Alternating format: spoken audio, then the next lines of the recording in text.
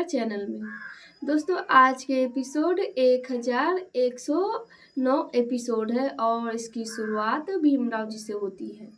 भीमराव जी एक पेड़ के नीचे बैठ करके भगवान बुद्ध का मंत्र जाप कर रहे थे, क्योंकि वो बहुत ज़्यादा बेचैन थे। उनको समझ में नहीं आ रहा था वो क्या करे, क्योंकि जो विद्यार्थी लोग थे वो उनका साथ नहीं दे रहे थे और भीमराव जी शिक्षा अधिकारी से उनको चैलेंज दिए हुए थे कि मेरे सारे विद्यार्थी उसमें परीक्षा में भाग लेंगे और पास करके दिखलाएंगे, लेकिन ये जो लोग थे उनका साथ देने से साफ मना कर देते हैं। यहाँ तक कि वो सभी लोग शहर छोड़ के जाने का पूरा प्लानिंग भी कर चुके थे, शहर छोड़ के जाने ही वाले थे। आगे बताएंगे कि क्या होता है उन लोगों के साथ। जब भीमराव जी भगवान बुद्ध का मंत्र जाप कर रहे थे तो उसी समय वहाँ पे रमाबाई आती है और उनको बिना ध्यान भटकाए हुए उनसे कहती है कि आप इतना बेचैन क्यों हो रहे हैं, क्या हुआ अगर वो लोग नहीं आए तो आप शांत हो जाइए, सब कुछ ठीक हो सकता है। और हम उनके वजह से हम लोग इतना मतलब कि लड़ाइयाँ नहीं लड़ रहे हैं, या फिर हम अपना सोचना और लड़ाइयाँ लड़ना बंद नहीं कर सकते हैं, इसीलिए आप चिंता मत कीजिए। रमा की यह बात सुनने के बावजूद भी भीमराव जी भगवान बुद्ध का मंत्र जाप कर ही रहे थे, तो रमा उनको देख के वहाँ पे वो भी बैठ जाती है और दोनों साथ में भगवान बुद्ध का मंत्र जाप करने लगती है। लगभग 5 से 10 मिनट तक ये दोनों भगवान बुद्ध का मंत्र जाप कर रहे थे। वहीं दूसरी तरफ जितने भी विद्यार्थी लोग थे जो भीमराव जी की समाज वाले थे, वो सभी अपना अपना सामान बांधकर शहर छोड़ के जाने की पूरी तैयारी कर लिए थे। वो अपना घर से भी निकल चुके थे, लेकिन एक काम जो था उन लोगों को करना था, इसीलिए वो चाहते थे कि वो काम हम पूरा करके जाए। जो मेघनाथ उन सभी को मिठाइयाँ दी हुई थी, वो लोग उस मिठाइयाँ को नहीं लेते हैं और नहीं खाते हैं, लेकिन मेघनाथ उनको छोड़ के चले जाते थे, इसीलिए उस सारे मिठाई को वो लोग उनको वापस करना चाहते थे। सभी आपस में बात कर रहे थे कि हम अब भीम और रमा से नहीं मिलेंगे, नहीं तो हम लोग फिर से फंस जाएंगे। अगर हम लोगों को यहाँ से जाते हुए भीम रमा ने देख लिया तो बहुत बुरा लगेगा उन दोनों को, और हम लोग ये देख नहीं सकते हैं, और हम लोग तो भीम और रमा की हार तो बिल्कुल भी नहीं देख सकते हैं, इसीलिए हम लोग समय रहते हुए यहाँ से निकल जाते हैं, नहीं तो उन लोगों को जब पता चलेगा तो बहुत बुरा लगेगा। लेकिन उससे पहले जो हम ये मेघनाथ का मिठाई लिए हुए थे वो छोड़ के रख दिए हैं, वो मैं वापस करने जा रहा हूँ, चलो हम सब वापस करके आते हैं। तो इतना कह के वो सभी लोग उनका मिठाई उनके घर पे वापस करने जा रहे थे।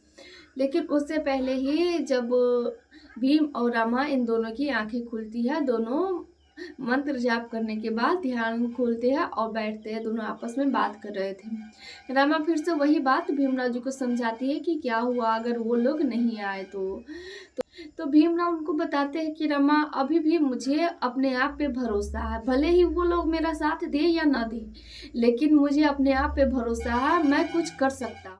और जो लोग हैं वो लोग कमज़ोर नहीं है, बस उन्हें अपनी शक्तियों का एहसास नहीं है कि वो कुछ भी कर सकते हैं। तो यह सुनने के बाद रमा उनसे कहती है कि अब हम क्या करें, वो लोग साथ नहीं देना चाहते हैं।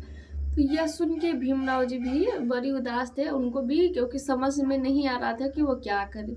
उसी समय भीमराव जी देखते हैं कि वो सारे लोग अपना अपना सामान बांध के वहाँ से जा रहे थे, और रमा भी देखती है कि वो सभी लोग वहाँ से जा रहे हैं। तो रमा उनको बताती है कि अब क्या कीजिएगा, ये सभी लोग तो अपना अपना सामान बांध के जा रहे हैं, से अब हम कुछ कर भी नहीं सकते हैं।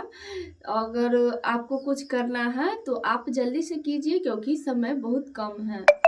को देखने के बाद भीमराव जी के दिमाग में कुछ सोचता है, वो कुछ योजना बनाते हैं कि उन लोगों को कैसे रोका जा सकता है।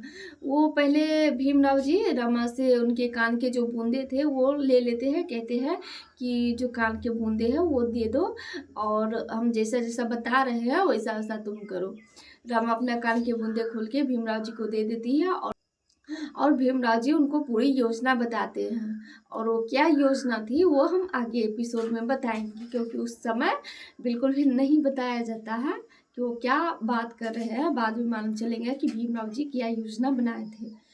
तो भीमराव जी जैसा-जैसा रमा को कहते हैं वैसा ही वो करते हैं। जब वो सभी लोग जो विद्यार्थी लोग वहाँ से जा रहे थे उसी समय रमा उनके पास पहुँच जाती है।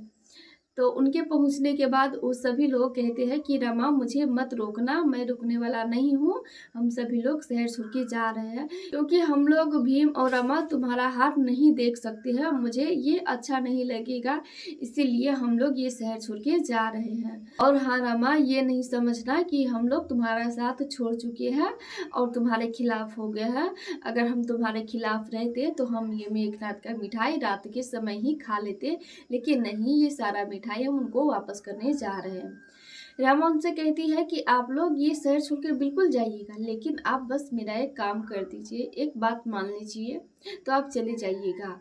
वो सभी लोग कहते हैं कि नहीं, अब हम कोई भी बात नहीं मान सकते हैं और ना ही कोई काम कर सकते हैं क्योंकि हम लोग यहाँ से जा रहे हैं। रमा उनसे बहुत कहती कि नहीं, आप लोग बस एक बार मेरे चौल में चलिए, वहाँ से चाय पी के बस आ जाइएगा।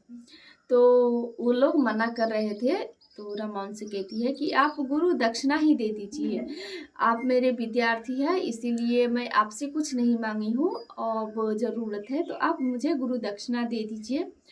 तो और वहाँ पे शिशुपाल भी आ जाते हैं, वो भी कहते हैं कि हाँ, आप मुझे भी गुरु दक्षिणा दे दीजिए और गुरु दक्षिणा में आप यही कीजिए, आप इनके चौल में जाइए और चाय पी के आराम से आ जाइएगा। तो उनकी बात तो सभी मान लेते हैं, कहते हैं कि चलो ठीक है, हम चलेंगे चौल में चाय पीने। वहीं दूसरी तरफ जब जीजाबाई राम जी के लिए चाय लेके आती है और देती है तो राम जी सीधे चाय ले लेते हैं और पीने लगते हैं। तो जिसके बाद जीजाबाई कहने लगती है कि मुझे तो डर लग रहा था कि आप चाय पियेंगे या नहीं पियेंगे, क्योंकि आप तो बात बात पे गुस्सा होते हैं।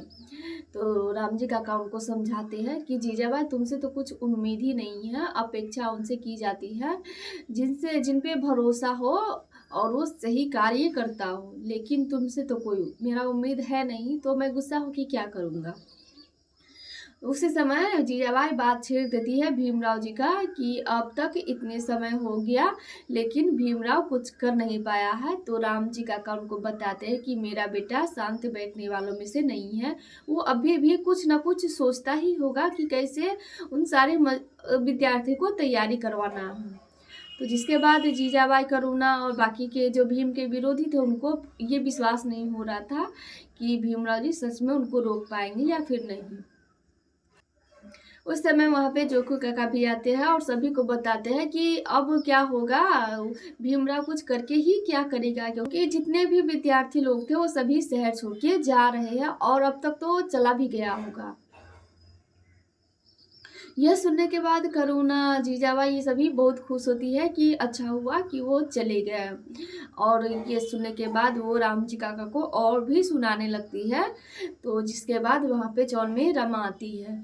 रमा जब अकेले आती है तो उनको देख के जीजाबाई राम जी काका से कह रहे थे कि देख लीजिए अपनी बहू को अकेले आ रही है, वो भी हारते हुए, तो आपको क्या अच्छा लग रहा है, देख सकते हैं वो हारा हुआ चेहरा कैसा लग रहा है। वहाँ पे करुणा भी राम जी काका को बहुत सुनाती है, लेकिन रमा और भीम को सही ढंग से जानते थे तो बस राम जी काका ही जानते थे। राम जी काका जीजाबाई को बताते हैं कि जीजाबाई शायद तुम रमा के चेहरे को नहीं देख रही हो, रमा जब अकेले आ रही है तो जरूर योजना के साथ आ रही हो, क्योंकि रमा भीम को मुसीबत में नहीं छोड़ सकती है, कुछ योजना बना के ही रमा अकेले आई है। और उसी समय उनके पीछे जितने भी विद्यार्थी लोग थे वो सभी आ रहे थे। यह देखने के बाद जितने भी भीम जी के विरोधी थे वो सभी दंग के दंग ही रह जाते हैं कि कैसे ये सब यहाँ पे आ गए। और उधर इस चाय वाले योजना का पता मेघनाथ को भी चल जाता है। जो पुलिस अधिकारी थे वो सुन लेते हैं और मेघनाथ को जाके बताते हैं कि अब ये चाय पिलाने का क्या नाटक करने वाला है भीमराव। तो मेघनाथ कह रहे थे कि चाय पिलाना कुछ बड़ी बात है नहीं, उसे छोड़ दीजिए, करने दीजिए, क्योंकि इससे कुछ कर नहीं लेगा। उसी समय श्यामला आके उनको बताती है कि चाय पिलाने के साथ साथ उन सभी को जो भीम भाव और रमा भाभी प्रेम बांटेंगे उनका क्या, प्रेम में इतनी ताकत होती है कि किसी भी इंसान को रोक सकती है और कुछ भी करवा सकते हैं।